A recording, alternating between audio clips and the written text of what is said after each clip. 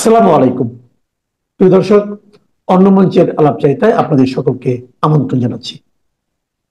প্রিয় দর্শক, আপনারা জানেন যে দেশের যে বর্তমান পরিস্থিতি, সেখানে আমরা দীর্ঘদিন ধরে রাজনীতি নিয়ে কথা বলছিলাম। নির্বাচন কবে হবে সেটা নিয়ে আমাদের আগ্রহের কথা বলছিলাম। পলিটিক্যাল পার্টিগুলো নতুন নতুন দাবি উত্থাপন করছিল। কেউ বলছিল তারা দ্রুত নির্বাচন চায়, নির্বাচনের জন্য তাদের যান বেরিয়ে যাচ্ছে, নির্বাচন হবে, তারা ক্ষমতায় যাবে, এই ধরনের স্বপ্ন দেখছে। আবার কেউ বা বলছে নির্বাচন যতটা সম্ভব পিছিয়ে দেওয়া যাক, পিছিয়ে দিলে পরে তারা একটা প্রিপারেশন নিতে পারবে, এটাও দেখছি আমরা। আবার এর পাশাপাশি আরেকটা দেখছি যে বিরাজনীতিকরণের একটা প্রক্রিয়া, যে রাজনৈতিক দলগুলো আমাদের সমস্যার সমাধান করতে পারছে না, অতএব অরাজনৈতিক ব্যক্তিত্বকে দেশ চালাক, যেমন ডক্টর ইউনূস চালাচ্ছেন, উনি 5 বছর চালাক। কেউ কেউ আবার অতি উৎসাহী বলছেন উনি যতদিন বাঁচবে ততদিন চালাবেন। এই ধরনের কথাও কিন্তু নানাভাবে আলোচিত হচ্ছিল। কিন্তু রাজনীতি নিয়ে আমরা যত আলোচনাই করি না কেন, আলটিমেটলি কিন্তু আমাদের দিন শেষে সবাইকেই কিন্তু খেতে হয়, বাজারে যেতে হয়, পোশাক পরতে হয়, বাসা ভাড়া দিতে হয়। টাকাটা কোত্থেকে আসবে? অর্থনৈতিক অবস্থাটা কি?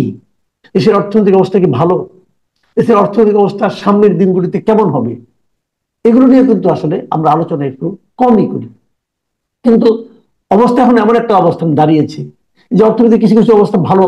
যেমন ধরা যাক, আগের মতো এস আলমের মতো লোকটা পালিয়েছে, সামিট গ্রুপ পালিয়েছে, অর্থ বিপুল ভাবে বিদেশে পাচার হওয়া সেটা হয়তো বন্ধ হয়েছে, কিন্তু পাচার হওয়া বন্ধ হয়েছে। আয় হওয়াটা কি বেড়েছে আগের চেয়ে? আমাদের সবচেয়ে বড় আয় হয় গার্মেন্ট ফ্যাক্টরি থেকে। সেই গার্মেন্ট ফ্যাক্টরি গুলোর সামনে কি আছে? ট্রাম্পের যে বাড়তি শুল্ক, এটা আপনারা জানেন। সেই বাড়তি শুল্ক আরোপের ফলে আমরা কি প্রতিযোগিতামূলক বাণিজ্যে অংশ নিতে পারবো, টিকে থাকতে পারবো? এই সমস্ত বিষয় নিয়ে কথা বলার জন্য আজ আমাদের সঙ্গে উপস্থিত হয়েছেন নদী রক্ষা কমিশনের সাবেক চেয়ারম্যান জনাব ডক্টর মঞ্জুর আহমেদ চৌধুরী। ডক্টর মঞ্জুর আহমেদ চৌধুরী, আপনাকে আমাদের অনুষ্ঠানে স্বাগত জানাচ্ছি। ধন্যবাদ। জনাব মঞ্জুর আহমেদ চৌধুরী, আমি একটা লম্বা ভূমিকা দিয়ে দিয়েছিলাম, আপনি নিশ্চয়ই একটু বিরক্ত হয়েছেন। উপযুক্ত ছিল বক্তব্যটা, ব্যাকগ্রাউন্ডটা। তো ভূমিকাটা একটু লম্বাই করেছি ইচ্ছে করে, যে আমি পরবর্তী সময় কথা কম বলতে চাই, আপনি বলবেন। এই যে আমার আশঙ্কাটা, যে আগামী দিনের যে সারা দুনিয়ার যে বিশ্ব বাণিজ্যের যে প্রতিযোগিতা, সেখানে আমাদের জন্য টিকে থাকাটা কতটুকু সহজ হবে, কতটুকু কঠিন হবে? যদি কঠিন হয়, এর পেছনে কারণগুলি কি? এই যে 3 মাসটা আমরা সময় পেয়েছিলাম, তখন আমাদের অনেকে বলেছিল যে ডক্টর ইউনূসের চিঠি পেয়ে নাকি উনি 3 মাস বাড়িয়ে দিয়েছেন। তো উনি কেউ তাহলে আরেকটা চিঠি লিখছেন না কেন? তাহলে তো আমরা আরো কিছু সময় পেতে পারতাম। অথবা চিঠির চেয়ে তো গুরুত্বপূর্ণ একটা টেলিফোন করতে পারতেন ডোনাল্ড ট্রাম্পকে, সেটাই বা করছেন না কেন? এখন তো স্টারলিংক উনি পেয়ে গেছেন, সরাসরি টেলিফোন করতে পারেন। তাহলে আসলে ঝামেলাটা কোথায়? আপনি কি বুঝছেন? ঝামেলাটা মাল্টিফ্যাসেটেড, আপনার বহুবিধ ফ্যাক্টর জড়িত। তার আগে আমি একটু বলি যে আমাদের ইকোনমির দিকে যদি আপনি তাকান, তাহলে একটা বড় ঝড় আসছে। ঈশান কোণে কালো মেঘ ধীরে ধীরে বড়ই হচ্ছে। আপনার যে সাম্প্রতিক যে গার্মেন্টস বা তৈরি পোশাক শিল্পের উপরে যে ট্রাম্প সাহেবের যে আপনার বাড়তি কর বা ট্যারিফ বা ডিউটি যেটা দিয়েছে, এটা মানে আপনার আমেরিকান মার্কেটে আমাদের অ্যাক্সেস আর থাকতেছে না। আমি একটু সংক্ষেপে বলি যে আমাদের এক্সিস্টিং যে ট্যাক্স আছে, ট্যারিফ আছে, সেটা হচ্ছে 13 to 16%, এবং আমরা যা রপ্তানি করি আমেরিকাতে প্রায় $8 বিলিয়ন রপ্তানি করি। তার সিংহভাগই হচ্ছে আপনার সিংহভাগই গার্মেন্টস। আর আমরা আমদানি করি প্রায় $2 বিলিয়ন, অর্থাৎ আমেরিকার সাথে $6 বিলিয়ন ডেফিসিট আছে আমেরিকার বিপক্ষে, আমাদের পক্ষে। এই একটা বিষয়।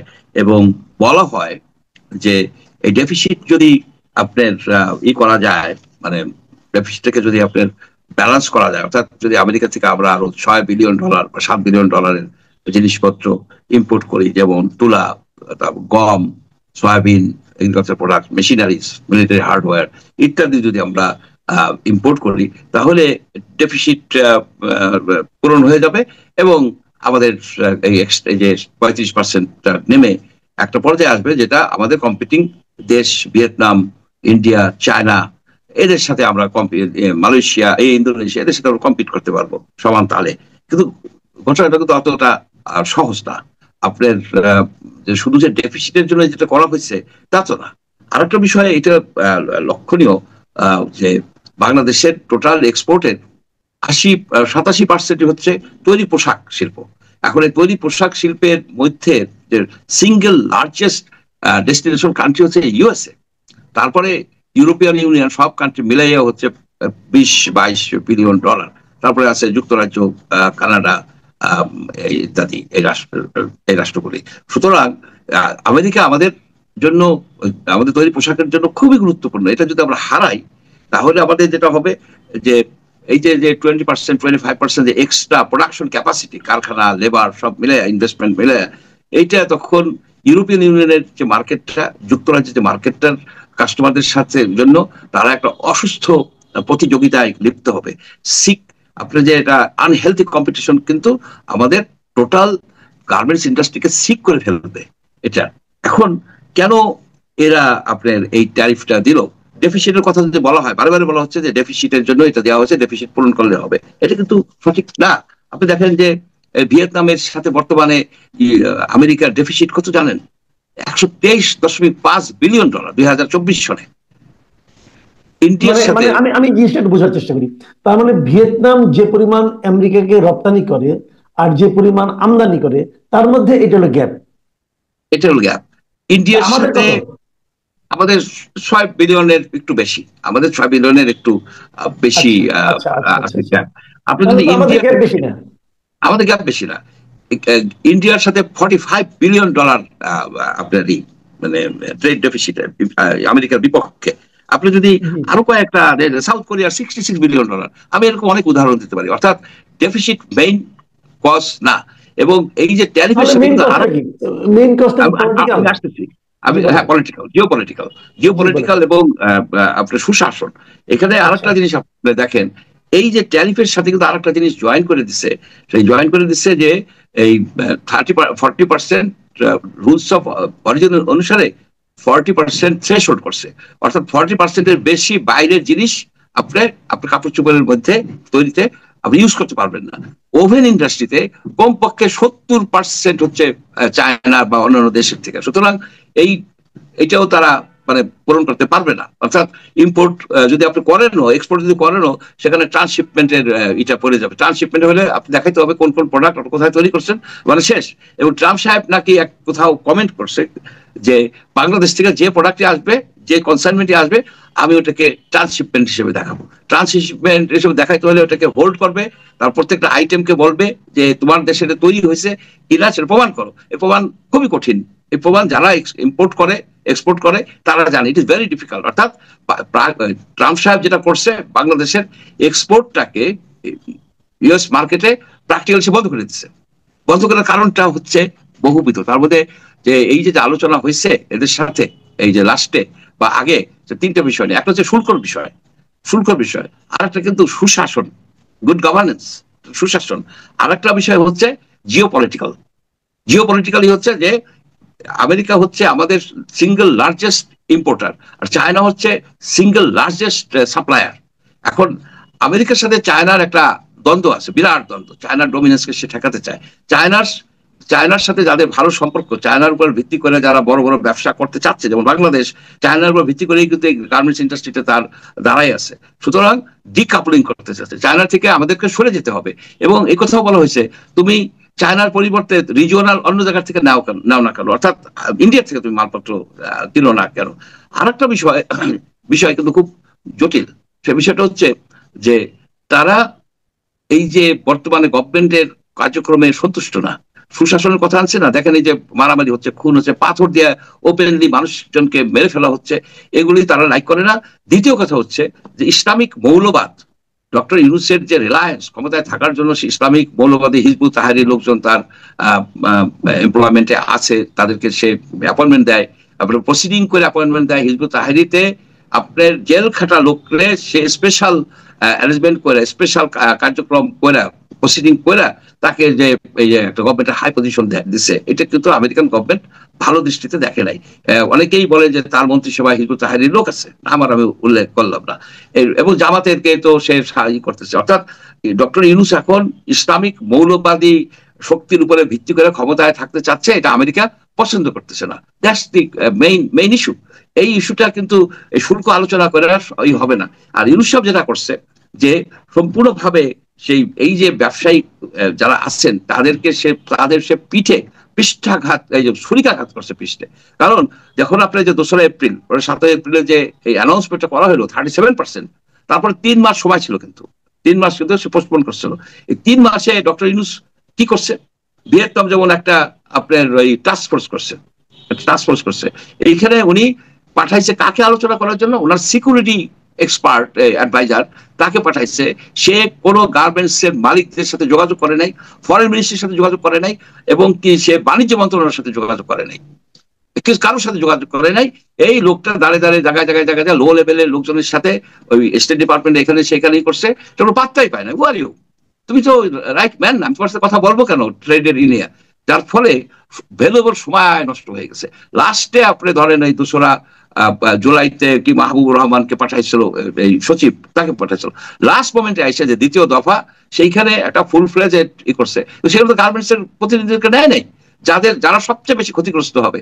এইখানে গার্মেন্টস অ্যাসোসিয়েশনের উচিত এখন গার্মেন্টস অ্যাসোসিয়েশনের যে দেখলাম যে বিজিএমই এর যে প্রেসিডেন্ট, তার কথাও তো আমার কাছে মনে হচ্ছে যে শেখ হাসিনার আমলের মতো কথা, যে আমরা সব ঠিকঠাক হয়ে যাবে। তা তো এটা উচিত, তার লিডারশিপের এবিলিটি নাই এই গভর্নমেন্টের আন্ডারে। তার তো ডিমান্ড করা উচিত যে ডক্টর ইউনূস তুমি 3 মাস কি করলা?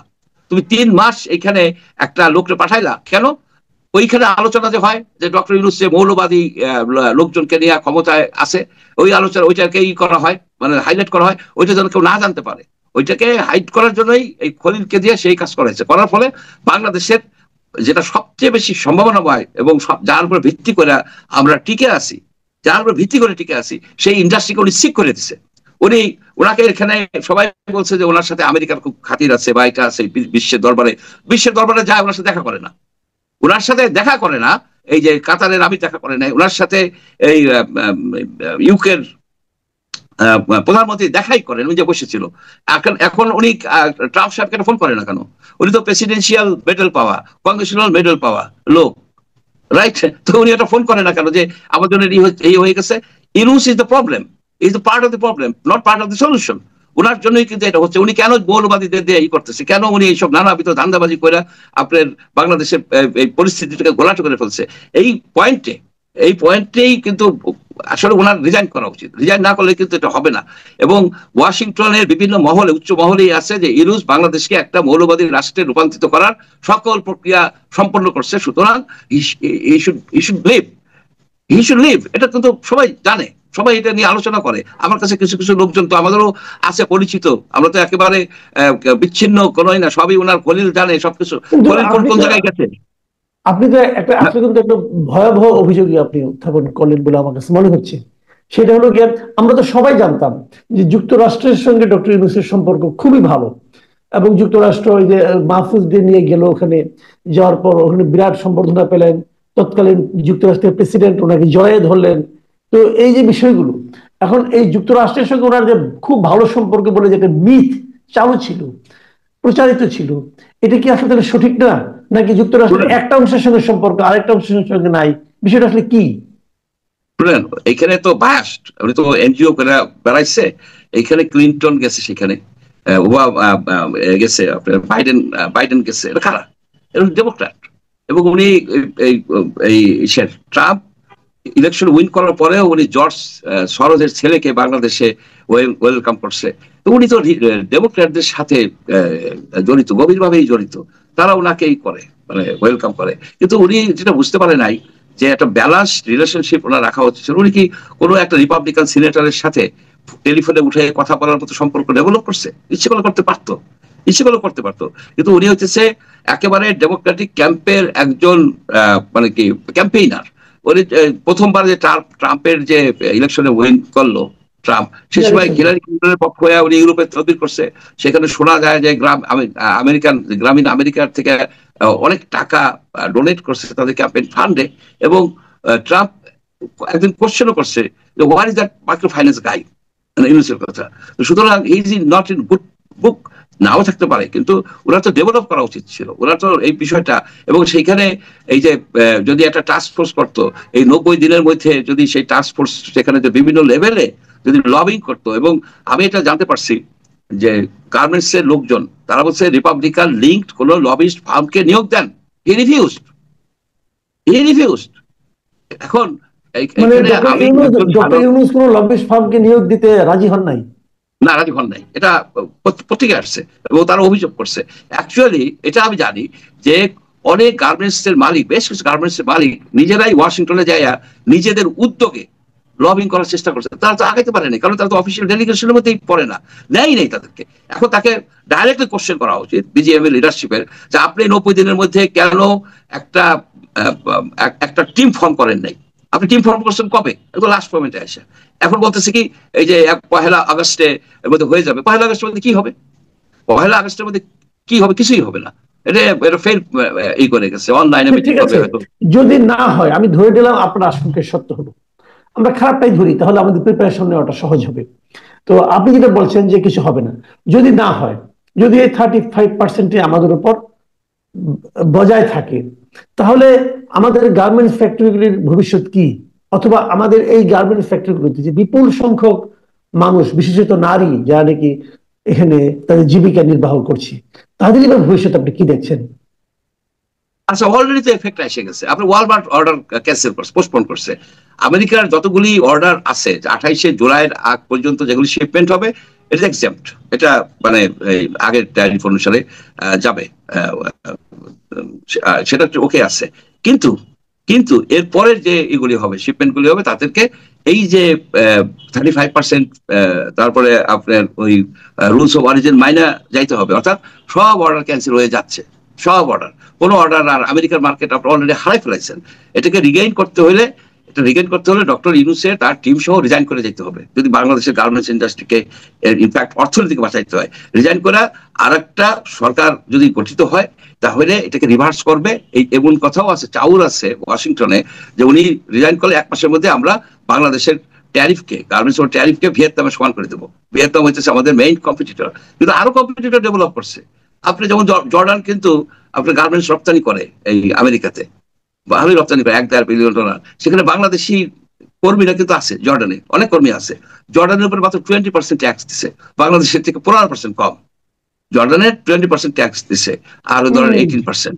আপনি ইজিপ্টে গার্মেন্টস রপ্তানি করে $1 বিলিয়ন কম, কিন্তু ওদের দিচ্ছে মাত্র 10%। ওরা ওইখানে অনেক ইন্ডাস্ট্রি ওটা রিলোকেট করে যাবে।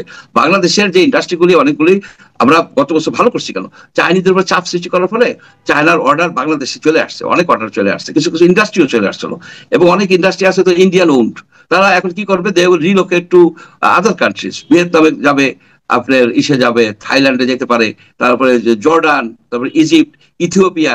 সুতরাং আমাদের এই গার্মেন্টস ইন্ডাস্ট্রির উপরে একটা অশনি, একটা বড় ধরনের একটা আঘাত আসছে।